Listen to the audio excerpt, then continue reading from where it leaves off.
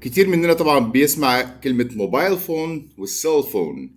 ايه الفرق بين الموبايل فون والسيل فون؟ هو في الواقع الاتنين حاجة واحدة، لكن الفكرة ان موبايل فون دي كلمة انجلش ستاندرد، لكن سيل فون دي بالامريكان انجلش، والمعنى طبعا واحد. موبايل، كلمة موبايل في الانجليش معناها شيء منقول. موبايل. موبايل. موبايل means something I can move from place to another place. حاجة ممكن أنقلها من مكان لمكان تاني، دي اسمها موبايل. موبايل anything I can move it from place to another place.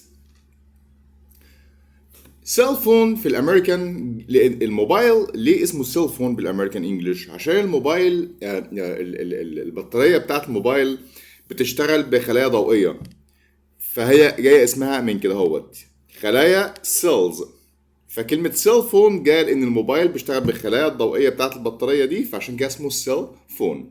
وعشان كده في بعض الترجمات بالنسبة للعربي بتسمي الموبايل الهاتف الجوال او الهاتف النقال. دي ترجمة لكلمة موبايل، لان موبايل شيء قابل للنقل او منقول. اما ترجمة هاتف خلوي في بعض الترجمات بالعربي، كلمة ترجمة هاتف خلوي دي ترجمة للامريكان فيرجن اللي هي سيل فون، جاية من كلمة خلية اللي هي خلايا الليثيوم اللي بيشتغل بيها البطارية.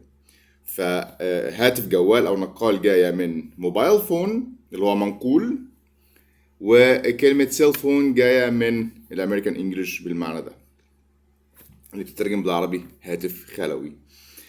وبالمناسبة كلمة موبايل اللي هي معناها منقولات هي بتتقال في مصر، بس بتتقال في مصر من الإيطالي اللي هي بتتقال موبيليا.